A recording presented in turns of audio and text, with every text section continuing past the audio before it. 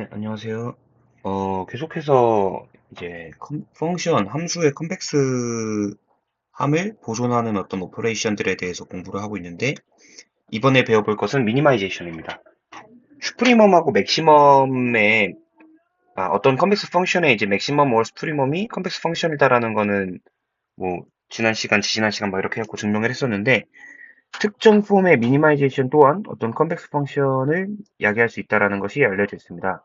그래서 이 팩트라고 써놓은 문장을 한번 읽어보면은 음, x, y 뭐 2차원에서 혹은 x가 뭐 벡터라고 하면은 n 플러스 1차원에서 컴플렉스 펑션인 f에 대해서 만약에 c가 어떤 비어있지 않은 공집합이 않은 컴플렉스 셋일 때 그 c에서의 y들에 대해서 모든 잠시만요.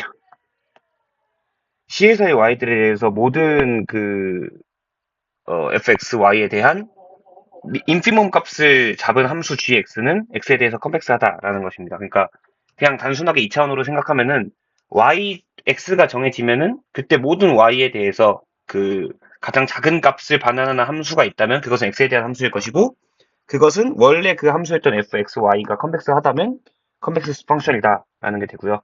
뭐 이거는 부가적인 이제 그 gx가 어떤 x에 대해서는 마이너스 무한이 아니어야 되고, 즉 모든 x에 대해서 그게 마이너스 무한이 아닌 것을 컴플렉스 펑션의 정의에 의해서 확인할 수 있거든요. 그리고 도메인 G는 그냥 자연스럽게 x들 중에서 어떤 하나의 y라도 C에 들어있는 y라도 도메인 F에 들어있으면은 그 포함되는 식으로 이렇게 정사용시킨 것으로 나타내면은 위 팩트가 성립을 합니다. 그래서 빨간색으로 써놓은 것을 읽어보면은 x, y에 대해서 컨벡스한 펑션 f의 논엠티 컨벡스 셋 C에서의 y에 대한 인피멈은 x에 대해서 컨벡스 펑션이다라는 것이 되는 것입니다. 그래서 그거에 대한 증명은 저희가 이제 모든 도메인 G에 있는 뭐 이미의 x1과 x2 그리고 요 사이에 있는 세타에 대해서 결국에는 이걸 보이면 되는 거잖아요. 그쵸? 컨벡스 펑션을 보이는 거니까. 음, 일단 뭐 도메인 G가 컨벡스 셋인 거는 그냥 여기서 바로 도메인 F의 코디네이트한 어떤 정사형이기 때문에 무조건 컨벡스 셋일 수밖에 없고, 이 x1, x2인 도메인 G에 대해서 이미 엡실론 0보다 크기만 한 엡실론에 대해서 음, 이 지금 보면은 gx1과 gx2는 각각 x1, x2를 x 자리에 고정시켰을 때 모든 y를 다 돌려본 거의 인피멈이기 때문에 인피멈의 정의에 의해서 gx1 플러스 엡실론보다 작거나 같은 fx1, y1이 존재하고 gx2 플러스 엡실론보다 작거나 같은 fx2, y2가 존재합니다. 엡실론이 아무리 작아도 그쵸? 인피멈이기 때문에. 그렇게 되면은, 이제 우리가 보이고자 하는 식의 그 내분점의 함수값은, 일단 이 정의 자체가 y를 c에다 다 돌려봤을 때, f 세타 x1 플러스 1 마이너스 세타 x2, y의 인피멈이 되겠죠. 그리고 당연히 이게 인피멈이니까, 요 y에다가 특정 어떤 값을, c에 들어가는 값을 넣으면 되는데, 요 두 개의 내분점은 컨벡스 셋 c에 항상 들어가므로, y의 값을 그 내분점으로 넣은 것보다는 작거나 같게 됩니다. 그리고 요건 f의 컨벡시티에 의해서 이렇게 되고요.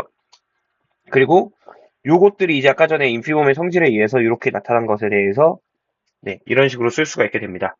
요 부등식을 엡실론이 0보다 큰 모든 엡실론에 대해서 성립하기 때문에 엡실론을 0으로 내리면, 그러니까 0에 한없이 가깝게 내리면 저희가 보이고자 하는 부등식을 볼 수가 있습니다. 따라서 g라는 함수가 이제 그 컨벡스 펑션이다라는 것을 보일 수가 있습니다.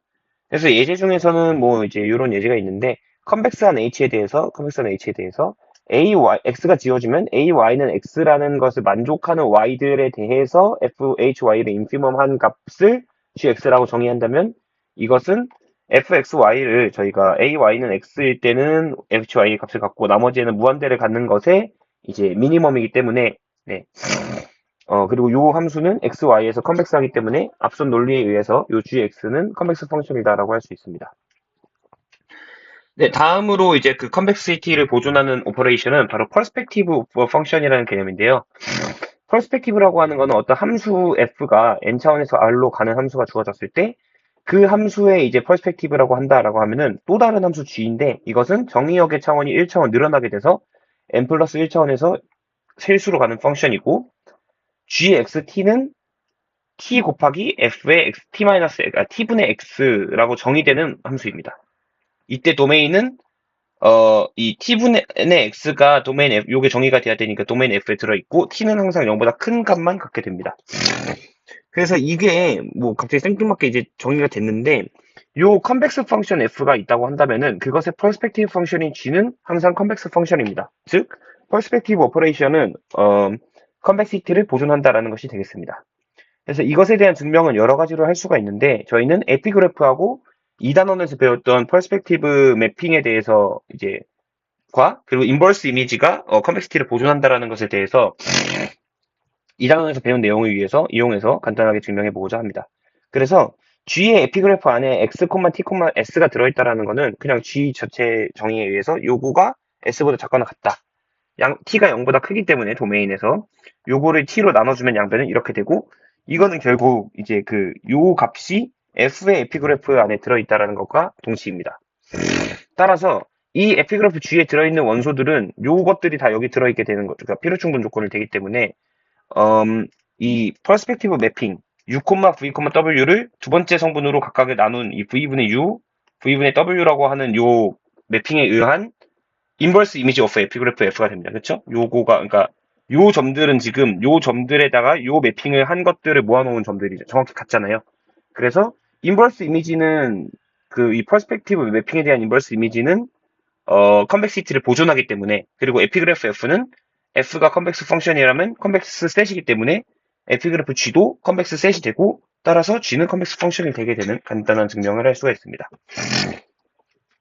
그래서 이 퍼스펙티브 펑션 또한 컨벡시티 오브 더 펑션을 보존하는 어떤 연산이다라는 것을 배웠고 이것에 대한 예제로 뭐 몇 개가 있었는데 그중에 제일 중요해 보이고 특히나 통계학과로서 이제 약간 좀 많이 쓰이는 예제를 좀 말씀드리면 네거티브 로그에 대한 예제입니다. 즉 마이너스 로그 x에 대한 예제인데요. 태초에 fx가 이제 그 그러니까 양수 전체에서 마이너스 로그 x다라고 하면은 이렇게 되니까 로그가 마이너스 로그 x는 이렇게 될 거잖아요. 그러니까 이거는 컨벡스 펑션이고 그럼 이거에 대한 퍼스펙티브 펑션 또한 당연히 컨벡스 펑션이겠죠. 그래서 x, g, t는 2차원 벡터가 1차원 실수가 되는 펑션인데 t 곱하기 마이너스 로그의 t분의 x 뭐 정의 그대로 썼고요. 이거는 마이너스 이렇게 그냥 이거 바꿔주면 뭐 이런 식으로 이렇게 됩니다. 그렇죠?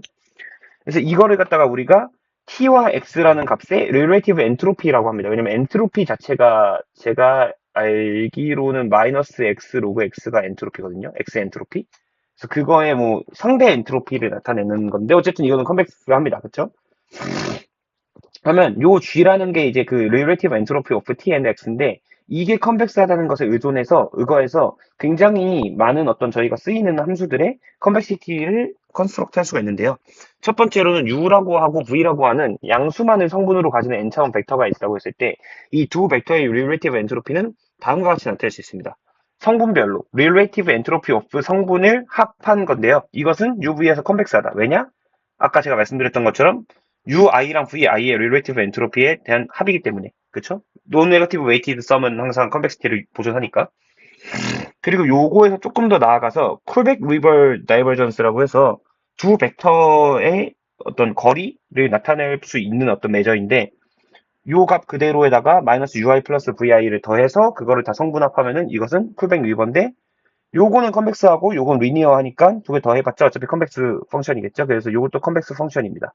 그리고 요건 성질상 항상 0보다 크거나 같고요. 매저니까. 매저의 역할을 할 수 있다는 거에서. 그리고 이게 0이라는 거는 U하고 V가 같다라는 것밖에 없습니다. 따라서 이거는 두 어떤 양수만을 가지는 벡터의 데비에이션을 매저하는 척도로 쓰이게 되는데요.